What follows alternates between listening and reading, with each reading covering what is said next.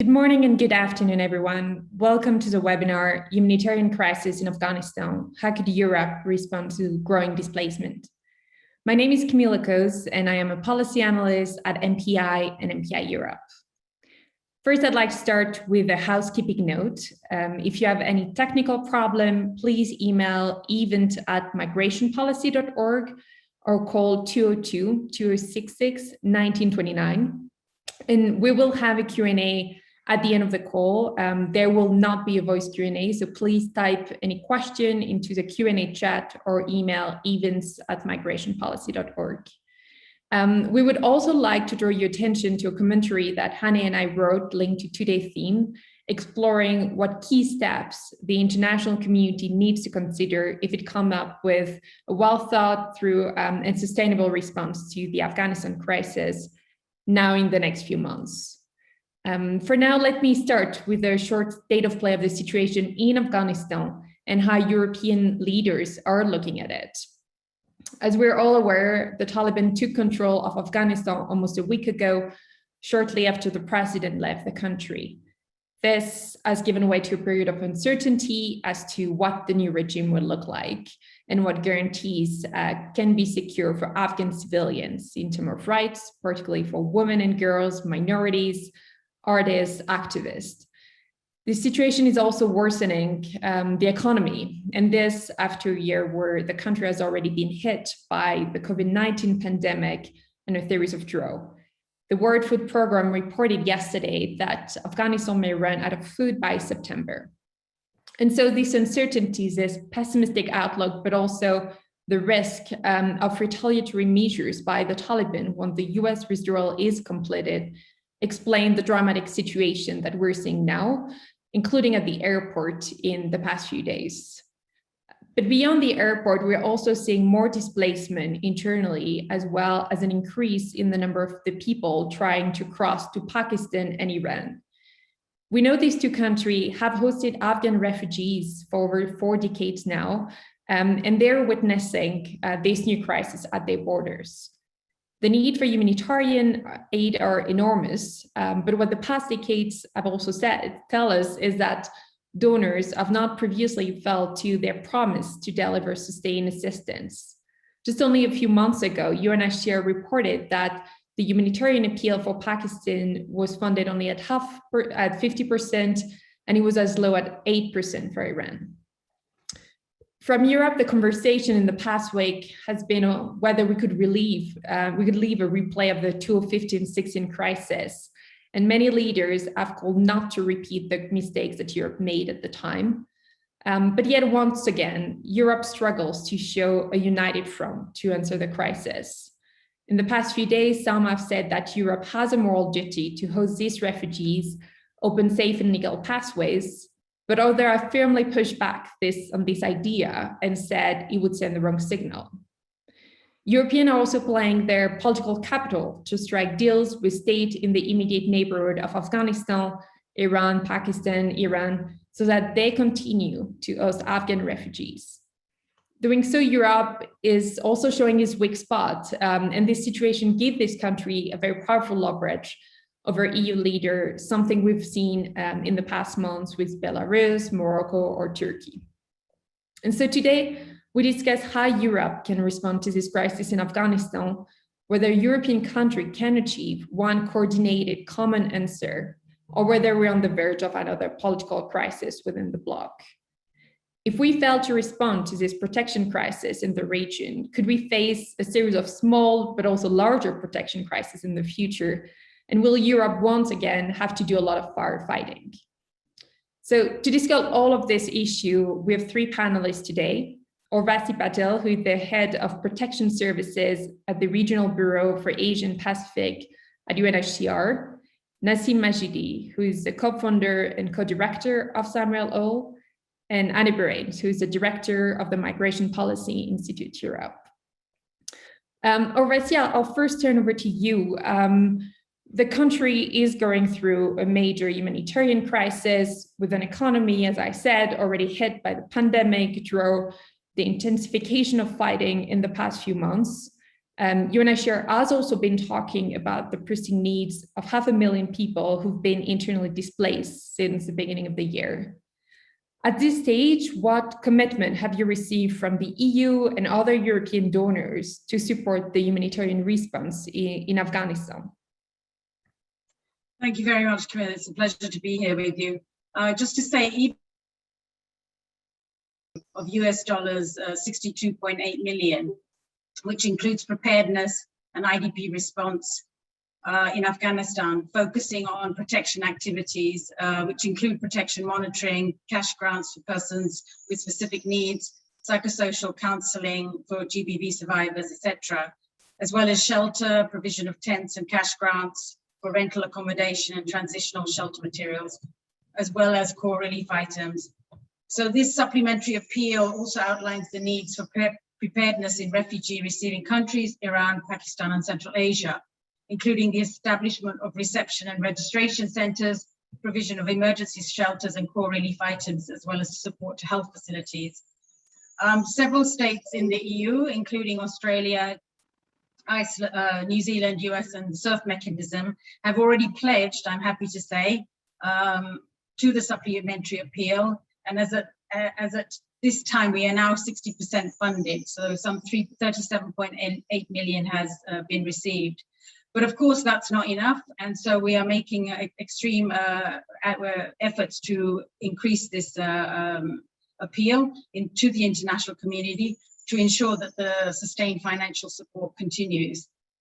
In terms of the situation in Afghanistan, you mentioned it yourself, the humanitarian needs are great. And with the upcoming winter, the humanitarian system in Afghanistan is also developing a winterization intersectorial response totaling some $240 million, which UNHCR will be part of. So of course, this is something that we would urge European states and wider to support us with funding for that exercise. Thank you. Can you maybe, thanks, and can you maybe say a bit more about the operational capacity of UNHCR to distribute aid within the country at this point, and maybe what other type of support, political maybe, you need from European country to deliver this assistance? Well, UNHCR and partners remain largely operational in all the 34 provinces, with planned programs ongoing in 292 districts, providing critical support to some 230,000 IDPs, including, as I mentioned earlier, core relief items, emergency shelter, and cash assistance. And this has been since the beginning of the year, and I'm glad to say that even in the last week, we've been able to have that outreach. We have been able to continue our programming, including the construction of the 19 schools, which includes 2 girls' schools and support to 9 health clinics, and cash assistance for persons with specific needs, and infrastructure and livelihoods projects. We work with 18 partners, including 13 local NGOs and 3 international government organizations, and we are operational with a total of 943 staff. There have been some disruptions, unfortunately. In some areas, the Taliban have allowed female staff to continue working, but in some others, there have been a prohibition. Our female border monitors in Jalalabad, for example, have not been able to resume work. We remain very concerned, and we echo the UN Secretary General's call for rapid and unimpeded access for humanitarian workers, both male and female, so they can deliver aid to civilians in need wherever they are. So while the political situation remains highly fluid, now more than ever is the time for the international community to commit to addressing the humanitarian needs of Afghanistan. And while some initial returns of IDPs have been reported, some 32,000 across the country today, there remain several million still displaced with acute humanitarian needs. So we are encouraging member states not only to fund us, but also have political messages to access to territory, freedom of movement within Afghanistan, the right to return, the right to restitution of property. All of these protection messaging will, of course, continue throughout the coming weeks as the situation, we hope, stabilizes in Afghanistan. Thanks. And now turning maybe to the situation in country neighboring Afghanistan. Do you have any estimates about the number of people that have already sought refuge in the region in the past weeks or months? And can you tell us a bit more about the humanitarian needs of this population as well as the communities that host them? Well, we've not seen large-scale refugee movements into Iran and Pakistan or Central Asia yet. UNHCR continues to monitor the situation on the borders and continues to call on states to keep border crossings open to those seeking asylum. We are aware that some 1,000 Afghans who've arrived in Iran since early this month are currently being hosted by the authorities in 3 sites near the border in Iran, while 800 newly arrived Afghans have approached UNHCR in Tehran. UNHCR and partners have provided basic assistance to some of these new arrivals. The authorities in Iran had previously estimated up to 5,000 Afghans arriving per day, up to 3 times the previously estimated daily average. Here on the Iranian side of the border, we have very limited access to the border, but we are trying to gain access through discussions with the Iranian government. We know of over 4,000 Afghans who've arrived in Tajikistan via air thus far and have been received by UNHCR's legal partner. And another 608 new Afghan arrivals were interviewed in household service by UNHCR Pakistan. We know that the humanitarian response of the Afghan situation has been long underfunded. So I think this is somewhere where we really are pushing for additional funds. And in terms of the situation with the host families, because of the ethnicity in Afghanistan, many Tajiks are going to Tajikistan, ethnic Uzbeks to Uzbekistan, and many Pashtuns to Pakistan. So right now, the situation for the refugees in these countries is quite good, and the communities are welcoming them. But of course, this has to be monitored. Thank you for this remark on the humanitarian situation in Afghanistan and in nearby country. And I'd now like to turn to Nassim from Samuel O. So Nassim, or best to talk about the humanitarian situation in neighboring country, in Iran and Pakistan. Can you maybe tell us a bit more about the rights that Afghan refugees enjoy in these 2 countries? Yes, thank you. Thank you for having me, and thank you for setting the scene, Arvasi. So let's take the 2 countries separately because they give us different insights into status and rights. So first, if we start with Iran, so Iran has a national refugee policy in place based on the 51 Convention and the 67 Protocol. So the legal framework is there. Registered refugees, and I will come back to who's registered, have been given access to education, health, and livelihood opportunities. The government of Iran, they're responsible for doing status determination and refugee registration. They also have access to universities now, and this is only from 5 years ago up to now. Now, that's the positive side. Now, there's a certain number of caveats. For example, on universities, Afghan refugees are required to give up their refugee status so that they can actually enter university, and they're still barred from various degree programs.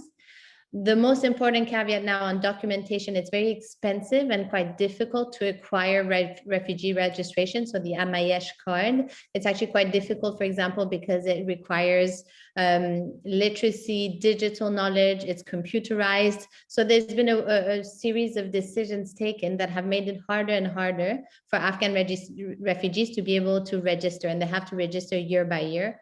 Now, in terms of residency, another caveat, they can't just live anywhere. There are no-go areas in the country where foreigners and refugees specifically aren't allowed to live, and they can't move from one area to another. And finally, another restriction, although they can officially work, they're restricted to specific professions, which are mainly kind of very hard labor, dangerous, risky jobs. So these are for those who have status. But as I mentioned, many are undocumented, many don't have legal status. And as such, we still need to to remind these governments that there needs to be more than a status-based approach. We'll come back to that later. And I think that's the common link with Pakistan, the fact that many millions are undocumented also in Pakistan. So now turning to Pakistan, the situation, I'll be a bit shorter there. There's no national refugee legal framework. Afghan refugees have not been able to access formal education opportunities, to open bank accounts, to work, to buy properties, and they've been denied access to healthcare. So there's these restrictions that are clearly there. Now, starting in 2007, the government of Pakistan started a registration exercise supported by UNHCR, which gives Afghans a proof of registration card, a POR card, which provides a temporary legal stay.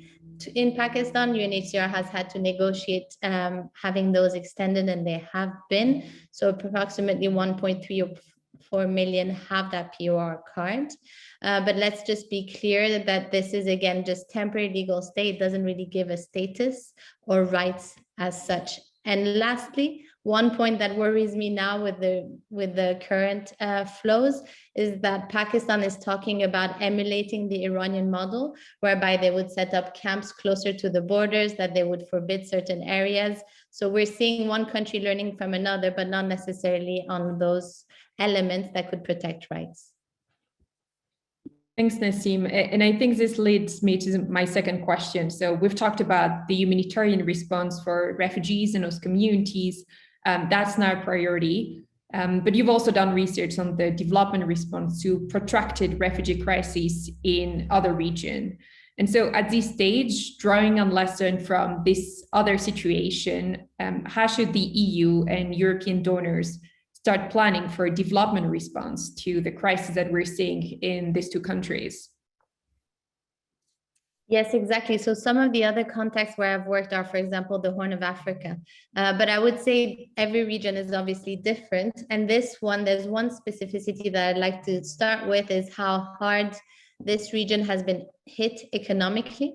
Iran's population, so whether it's Iranians or Afghans, have suffered dramatically under the US sanctions. And that needs to be a very clear advocacy area for European countries to address as a basis to develop a development response, meaning we have a population and economy under strain now in Iran that can't easily integrate the Afghan population. So we need to really think about how sanctions need to be lifted, or there needs to be some advocacy around that for any European strategy on development responses. So again, targeting the whole population, not just the refugee population. Now, this linked to that is, coming back again to this question of status-based approaches, and we need to move away from that, because in Iran and Pakistan, we have huge numbers of both documented and undocumented refugees. So now we need to be able to have a strategy to be able to roll out a development response. You need to move away from status-based and to move to area and needs-based approaches. So that's going to be the second requirement for any kind of European thought around development responses. So the issue of documentation has been an extremely sensitive point, whether it's the Amayesh cards in Iran or the POR cards in Pakistan. And this echoes what we found in other regions of the world around, the humanitarian development peace nexus. Let's be people-centered, needs-based, and not status-based. And third, what we've learned from the Regional Development Protection Program, the RDPP program in the Horn of Africa, is that we really need a theory of change to guide any development response and certain durable solution standards. So in other words, we need conditions to be met. We need several conditions to be met. We need to push for conditions-based assistance with outcomes in mind, and not just addressing some needs in some areas. What does that mean? That means concretely that we need to build learning as an integral part of any development response in the region. That will be tricky, because for learning, you need to agree on data collection, on common indicators to track progress.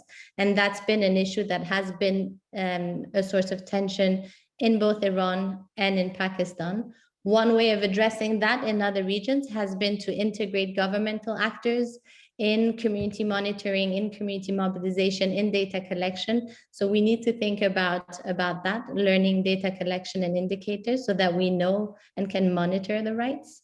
Secondly, we need to also look at how we can direct funding to local NGOs and CSOs to allow for a locally led response. That's really what we've seen in the Horn of Africa, for example, is that when local CSOs are involved, that's when you see a much stronger social cohesion between refugees and hosts. That's when we see a positive impact on refugee and host interactions.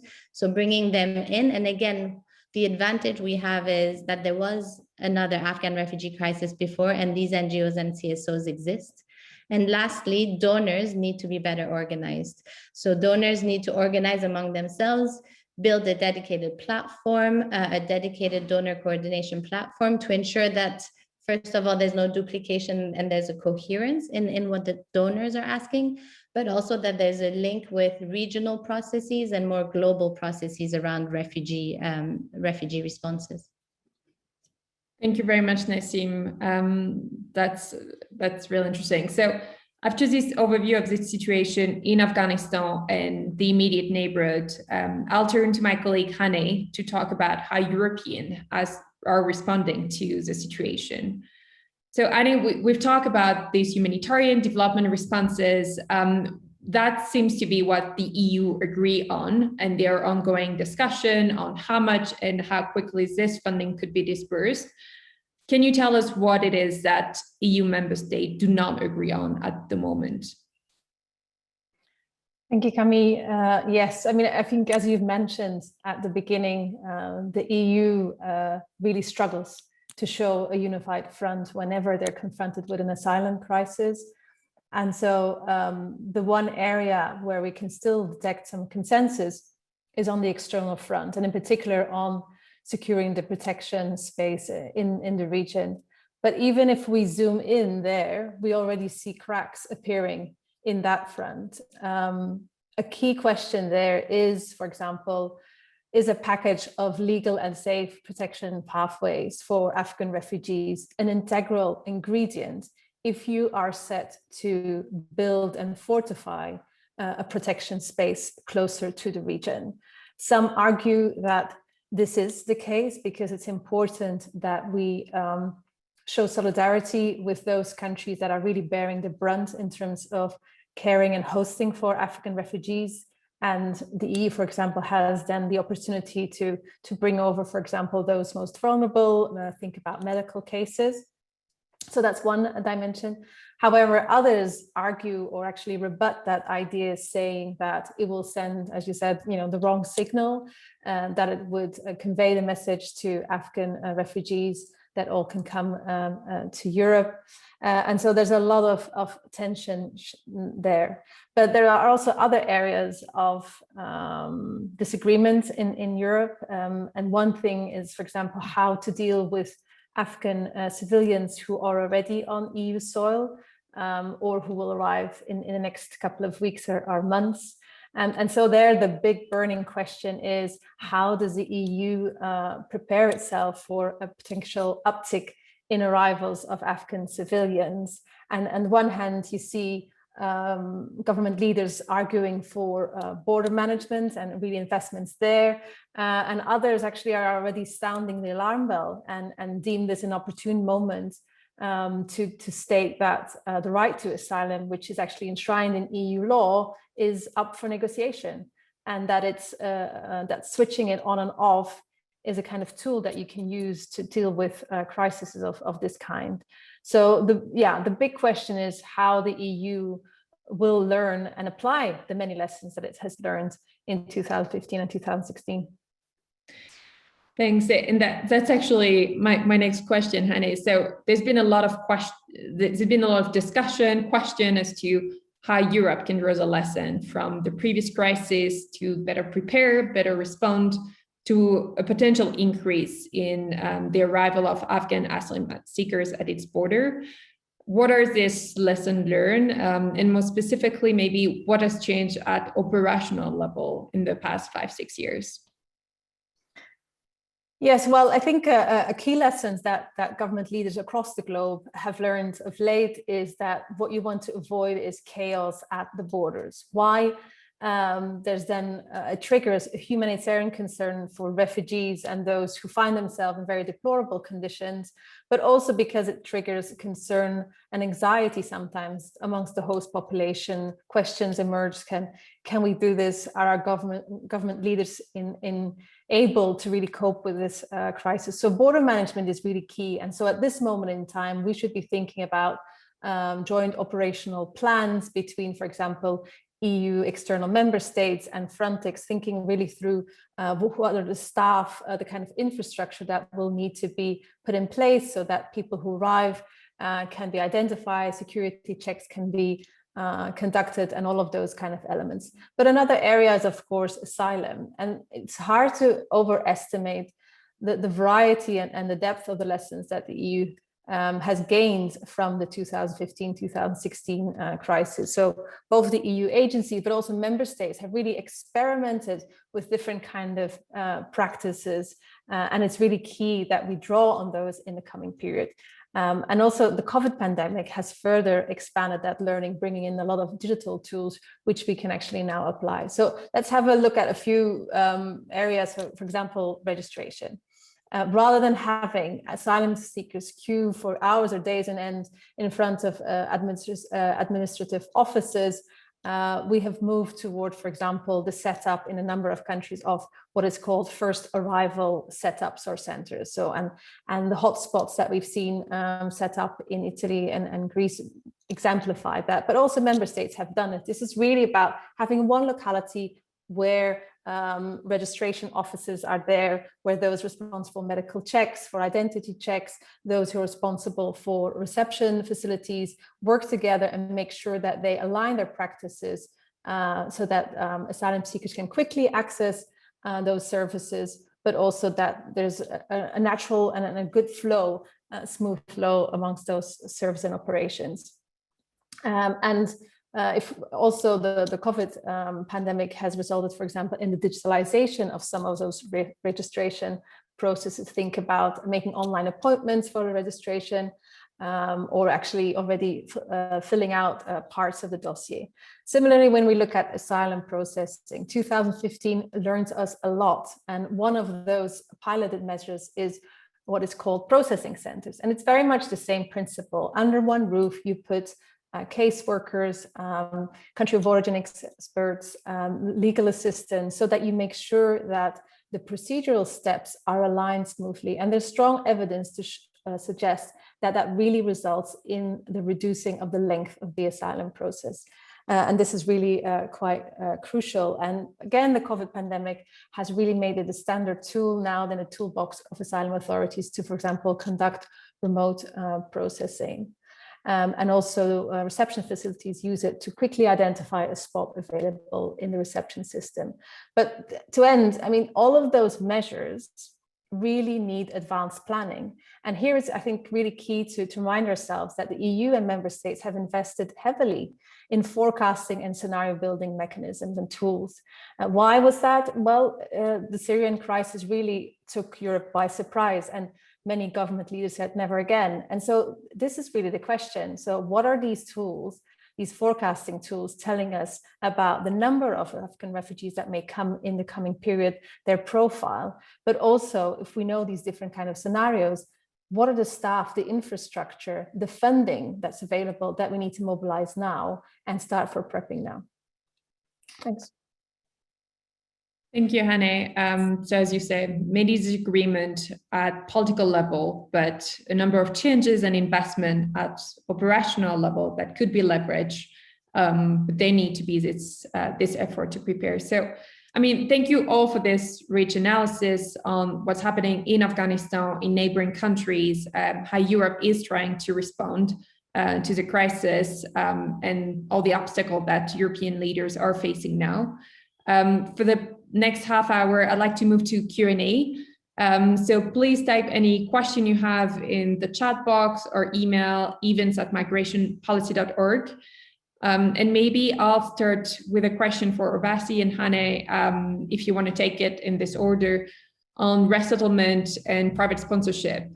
So we know another main development of the 2015-16 crisis has been the creation of safe and legal pathways to Europe, that we have now more EU member states that have created or expanded their resettlement programs. Some have even opened private sponsorship schemes.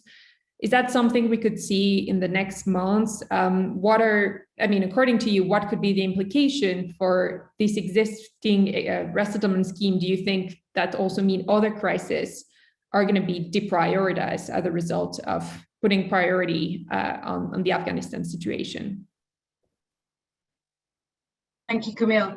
We have been given assurances by many member states on upscaling resettlement for Afghans. And of course, the UNHCR resettlement program is in agreement with member states, and Afghans, of course, have to cross an international border. And so this upscaling is in addition to the numbers that they have already allocated to UNHCR under its global program. So they will not be taking slots from other refugee groups. So that's a very, very positive sign, and we will be upscaling for Afghans.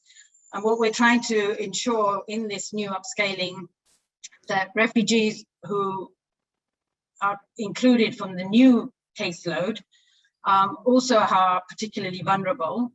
And we also would like to include refugees who've already been in a protected situation, such as in Pakistan and Iran for many, many years, and who are very, very vulnerable. So there's a strict vulnerability criteria that needs to be applied for our resettlement program, which we submit to member states. We're also advocating for complementary pathways, as you've mentioned.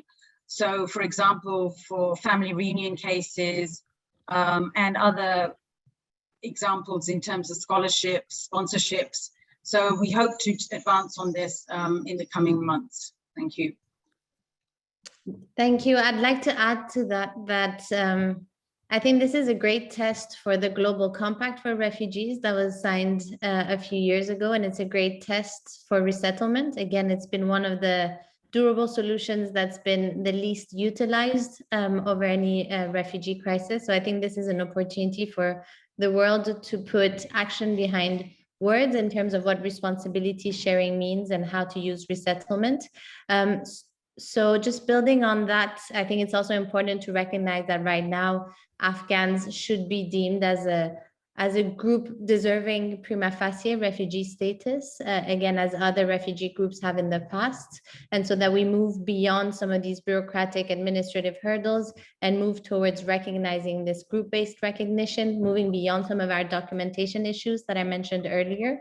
We really need to address those sensitive points, agree that they are to be recognized as refugees outside of their own borders, and be able to use resettlement. But as many Afghans have told us over the years, they dream of much more. They dream of becoming students abroad, and we've seen this recently with mobilization of universities in the UK and in Europe.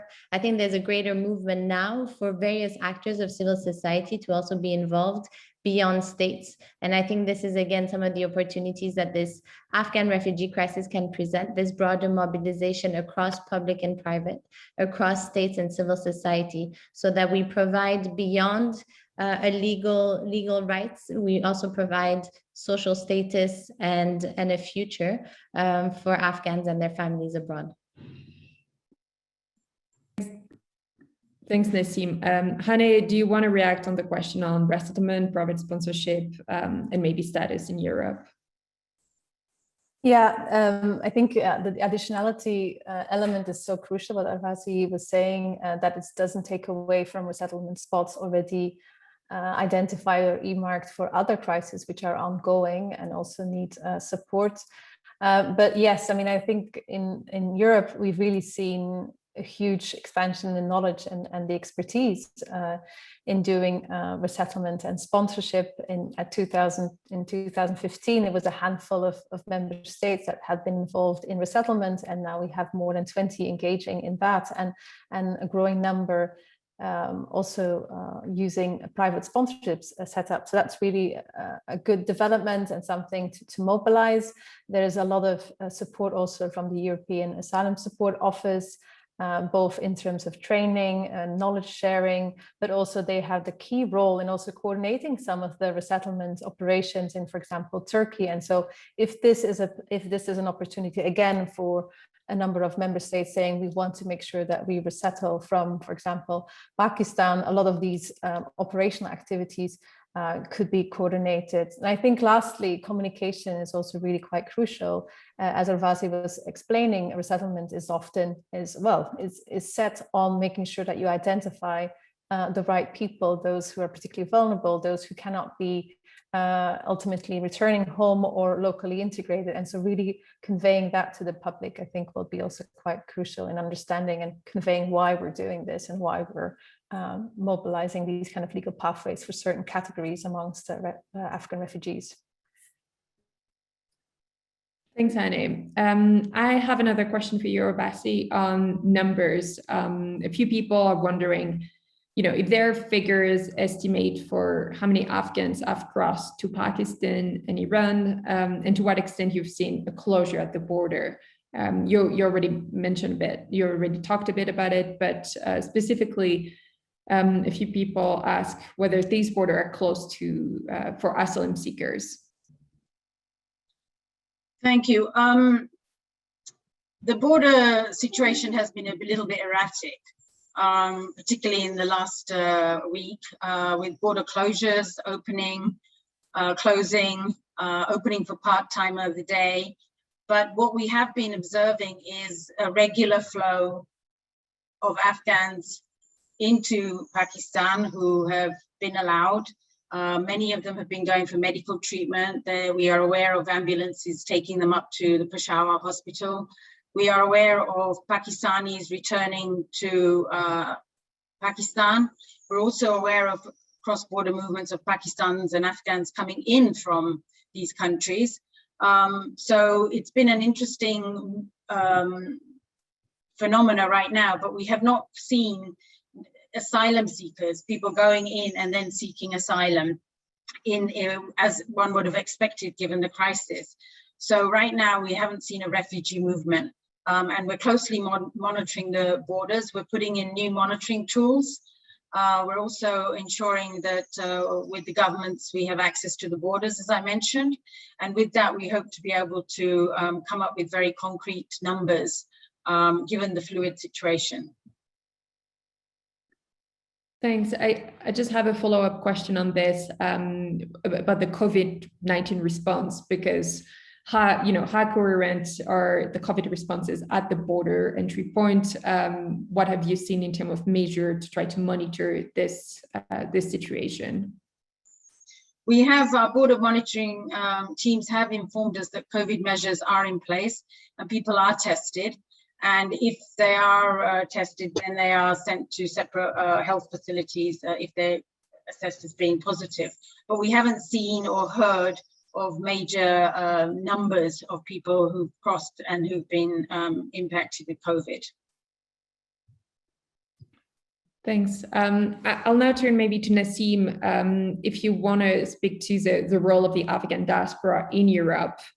How this network can influence the call for the creation of safe and legal pathways, but also how they may influence the migration routes in the next few months. Yes, so there's been some research done, for example, on the role that the diaspora can play mainly on the emergency response. And as much as today we're talking about the refugee response, there's also obviously the needs in Afghanistan. So the diaspora already have been mobilizing humanitarian assistance, have been intervening in many communities that I've been to in Afghanistan very often. Community members mention diaspora members as those that have helped them really access services. So I think continuing that focus on being able to access populations in Afghanistan, that's one role that the diaspora continues to play. Now looking at the refugee response specifically, we need to already think about integration and inclusion, whether it's in Europe or elsewhere where Afghan refugees are going.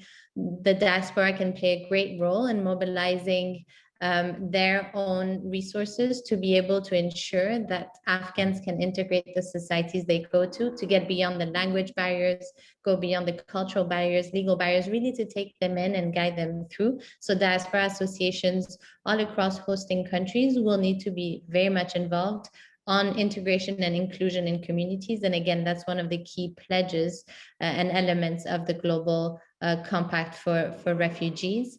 And now in terms of creating these pathways and whether it's sponsorship or family reunification, those are obviously the elements that we think about as well when we talk about diaspora involvement. So yeah, at all those levels, the diaspora will definitely need to be implicated, and there are already some existing initiatives that the Danish Refugee Council, for example, the DEMAC program, and there are other programs that across the years have been looking into doing just that. So we're not starting from scratch. Thanks, Nasim. And maybe if I can follow up with you on, whether you think the US can work with the EU in this effort.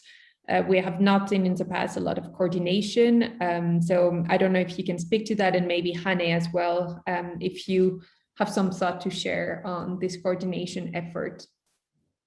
Yes, I mean, definitely this type of transnational coordination hasn't been a great strength of the refugee system. And it's true that Europe has been also very Eurocentric in its approach. But right now we have a crisis that many agree has been caused also by the US decisions. So clearly there's a responsibility here for the US to support Europe and to support other hosting countries. Again, I think in recent days, someone told me, that we have the polluter pays principle in terms of climate change and the environment. We should have a principle like this in this refugee response. So definitely we need more of that support. And we need to just be very careful that the support doesn't equate, for example, setting up new countries, third-party countries that temporarily host refugees without necessarily giving them status or rights. So one of the areas that I'm a bit concerned at the moment is what I've seen in recent weeks, all the discussions around, for example, integrating countries that haven't to date, for example, been hosting Afghan refugees and asking them to be the first site for protection before, for example, being transferred to the US. So here I'm thinking about countries such as Albania, Montenegro, Serbia, but also Uganda. It's great to have other countries joining in the support efforts, but the uncertainties and the lack of information around what happens to refugees in those countries is something to be clearly watched and monitored. So I would say yes to cooperation, US, EU, but let's make sure that that's not just externalization or subcontracting, let's say, of refugee responsibilities and protection. Thanks, Nasim. And yes, we know there's been a lot of question about what this agreement with this country that have accepted to host temporarily some of these Afghan entail in terms of what happens if they do not get cleared to go to the US in the end, and whether they will stay in this country or be asked to return maybe to Afghanistan. Hane, I don't know if you want to comment on the EU-US situation, and then I'll go back to Orvasi on the role of UNHCR in this. Yes, I mean, I think also what Nasim's points were earlier on about donor coordination, I think is a really crucial one, but also thinking through what she was saying, not just simply responding to needs, but really thinking through what is it that we in the short, medium and longer term want to achieve in particular areas, and can we make sure that the different actors within the EU, within the international community, the EU, US, and other actors really work together in defining those. I think that's crucial. But also, it's an interesting time because the US has also returned to the resettlement scene, and the Biden administration has also made clear commitments in that respect. And so this is also, we've seen in the past that when the international community comes together on resettlement, it really stimulates more and more states to take on a particular role, to up their quotas, and to see this as one puzzle piece in an important endeavor to make sure that certain Afghan refugees who cannot stay in the neighboring countries can actually be resettled or sponsored by states. So I think this is really an opportunity for us to really apply that. Thanks, Hannah. And yes, I think what we were saying is the US is now back, but there is still a lot to be rebuilt on that resettlements operation. So it will be interesting to see how quickly they can move forward with that. Urvashi, there've been a few questions on the role of UNHCR in this evacuation. You've not been involved, but there's been a question on whether you're in communication with the US Department of State on the referral process, beyond the special immigrant visa holder, applicants that are being evacuated at the moment. Thank you. You clearly made the point that UNHCR is not involved in the evacuations. So UNHCR's mandate is on the resettlement. As I mentioned, you've got to cross an international border. It's quite a lengthy case processing that UNHCR is involved with at the request of member states. With the evacuations, this is very much a member state-led evacuation process. And UNHCR has no involvement in them. Of course, we are kept informed of the programs. And I know there has been a lot of confusion vis-a-vis resettlement and evacuations and the terminology. And we've had a lot of queries by many Afghans, even in Afghanistan, asking for UNHCR to help them with the resettlement/evacuation process. And we've had to be very clear in our communication and messaging where our mandate lies. And of course, the situation at the airport today is very difficult. And there are a lot of people who feel that they cannot remain in Afghanistan today and hope to be evacuated. Now, of course, many Afghans may not understand the SIV program. This is something where, you've had to have worked for the US for several years. And then they have other programs where if you don't meet the SIV criteria, then you could be referred under a different program. But I think I'll just close by saying that, very much the two programs are very distinct, and UNHCR is mandated to support in the resettlement of refugees.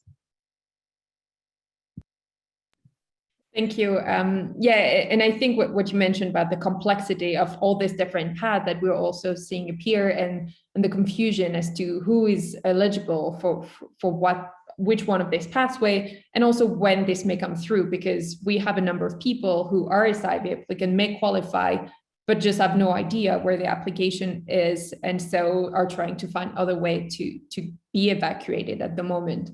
I'd like to go back to a point we mentioned a bit earlier about the question of return, because this is something that we've seen in Europe, has been a source of division. On August 5th, we had the 6 EU member state that released that letter calling for the Commission to continue negotiation with Kabul to continue return to Afghanistan. UNHCR has issued a statement on this matter, so maybe Urvashi, if you can say a few words on this non-return advisory to Afghanistan. Is that something you often do, and what triggered it? And maybe Hannah, if you can talk a bit about where we are now in terms of the discussion between the different EU member states on this question. So UNHCR issued the non-return advisory. This usually happens when the situation in a country clearly is at such a state that people should not be returned. Failed asylum seekers who have gone through a due process in any member state, and who in normal circumstances can be returned to a state where they come from. But given the situation in Afghanistan today, what we've been pleading with member states, and many have taken up the call and stopped the deportations of failed asylum seekers from Europe, is to not return these people right now. Of course, if the situation changes, then we would review our non-return advisory. But right now, we're making it very clear that no failed asylum seeker should be returned to Afghanistan today. Yeah, thanks, Camille. I think in Europe, the situation has evolved very quickly. Now a number of the states who've originally said that they would still return have now retracted that statement, or have said that this will not occur. When it comes to those who are already on EU soil and either are in the process with regard to asylum or have had their claim rejected. We will see a lot of those going to appeal probably, or a new application being submitted. UNHCR has also issued a statement asking for a kind of temporary pausing of asylum processing until the situation in Afghanistan is much clearer. And we've seen countries like the Netherlands and also Belgium very quickly also changing that and actually suspending asylum processing. It will be also really interesting to see the role that the European Asylum Support Office will have in this. They have one of their flagships have been also the country guidance for Afghanistan. So really supporting in an attempt to support member states in the processing and assessment of asylum claims from Afghanistan. They have developed this, but of course, at this moment in time, this is now outdated. They're quickly working from the EASO to make sure that the reports on security situation in Afghanistan is being shared with member states. But of course, it will be really interesting to see how quickly they can adapt their country guidance so that member states have a good basis to start reviewing those claims, so that also those people who are now on SOL and need a status need to be able to access services, start their lives here, that this can actually be done as quickly as possible. Thanks. And maybe to follow up on this, I have two questions that maybe are for you, Hannah, and for Nassim, in terms of the concern on the question of refoulement. I think we've seen a number of statements from some member states that they would not let Afghan asylum seeker on their territory. To what extent is that a concern? What can be done? I don't know, Hannah, if you want to start, and then maybe Nassim, if you want to react as well. Yes, and I think I alluded to that earlier on. We've seen, for example, Greece saying that, they cannot be the entry gate or maybe the sole recipient of Afghan civilians and refugees in the time to come. And if that would be the case, that they would see themselves in need of suspending the right to asylum. EU law does not foresee a suspension of that right to protection. And we've seen a similar statement, for example, made in 2015 or 16 in relation to the Syrian crisis by Hungary. And at the time, we saw a lot of protests and also from EU actors really making this clear that this was not an option. We see far less protests these days. It's far more hesitant reaction. But it goes to show that if the right to asylum within or across the EU is to be upheld, that this means that the necessary solidarity is shown to those countries that are at the external borders of the EU, because otherwise it's easy for example, Belgium to say we will uphold the right to asylum if those who arrive are actually arriving at the border and it cannot come in. And so that kind of solidarity will be key to show and to uphold that right to asylum in the months to come. Thanks, Hannah. And I think that indeed, that solidarity is going to be key. And there's a concern that in this time of crisis, it may not actually materialize, but tension between all these different countries may become even worse. Nassim, do you want to react to this as well? Yes, so the advisory that UNHCR put out really calls on paying particular attention, not just to non-return, but also to the risks of refoulement if returns happen. And I think it's important to situate this against, because many of us in Human Rights Watch, for example, Amnesty International, have been calling on this for years now in the context of Afghanistan, starting in 2015 with Pakistan and Iran's push for the undocumented Afghans to return home. And these were for many refugees who had lost their status. So I think this question of refoulement comes back on the table today, and it's incredibly important. It's not just linked to refugee status, it's also linked to just international human rights law and to ensuring that no one should be returned to a country where they would face torture, persecution, inhuman treatment, all of the issues that we know are here right now, endangering women and children in Afghanistan. So it's very important to just set it straight that this is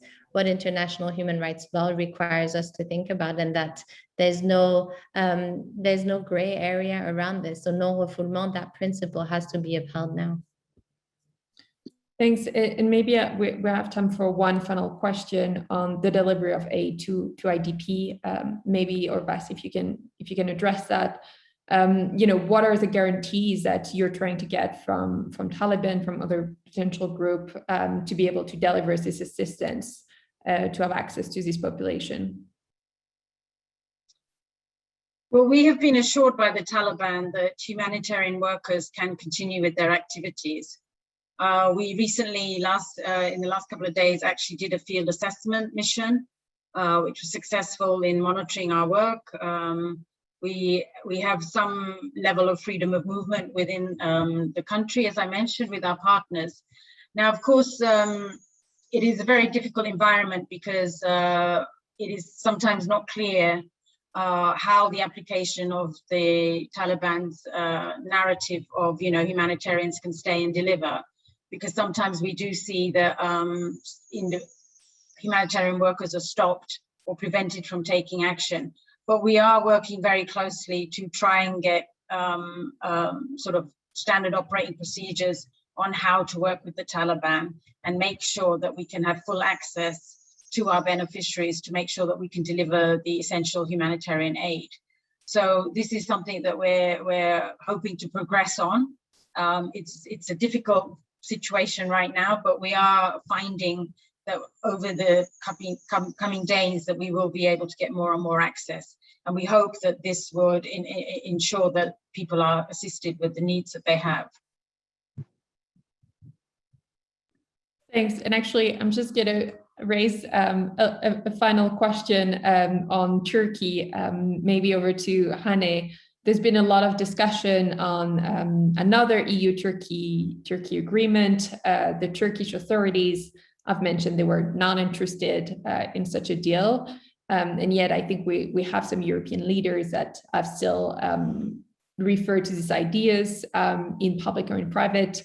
Do you want to react to this as how likely do you think that is, and how high is going to be the political price for such an agreement?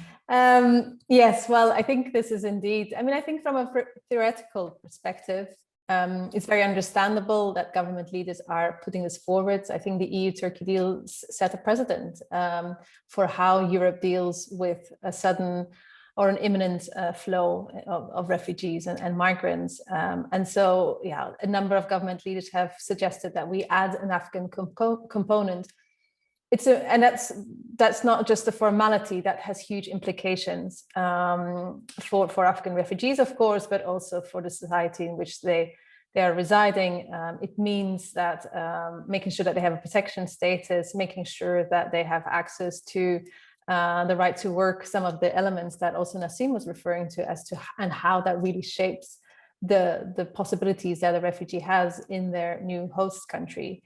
But this was being proposed at a moment when Turkey is extremely frustrated as to the implementation of the current EU-Turkey deal.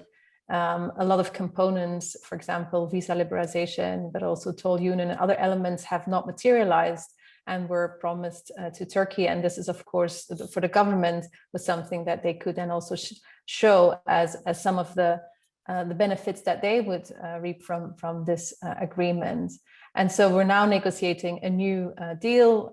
It will be very costly, but also the question is very much whether the local population is ready to shoulder this responsibility much more further. There's an economic crisis looming. The COVID pandemic has had its impact. And so the feasibility of such an agreement is quite low, but also the price will be extremely high if it does go ahead. We've seen in the last months now and years that the more we show as Europe that we're really concerned about the numbers who arrive at our borders, the greater and the heavier that the migration card plays at the negotiation table. And this is something that we need to also take into account when not only trying to develop a migration response. This has implications on matters far beyond whether it's about foreign affairs, trade, and other things that the EU has to negotiate with countries in the months to come. And it's very important to consider that as well. Thanks, Hane. And I think the point you mentioned about host communities in Turkey, but I think also in Iran and Pakistan is an important point on how we also think about this community when planning for these responses and having all of this political discussion. I think we've come to an end. Thank you, everyone, for joining today. Thank you to our three panelists. I'm really sorry that we could not answer all of the questions. We got many. And so the audio will be available on the event website later today, and it's also available on our podcast application. Thank you very much, everyone.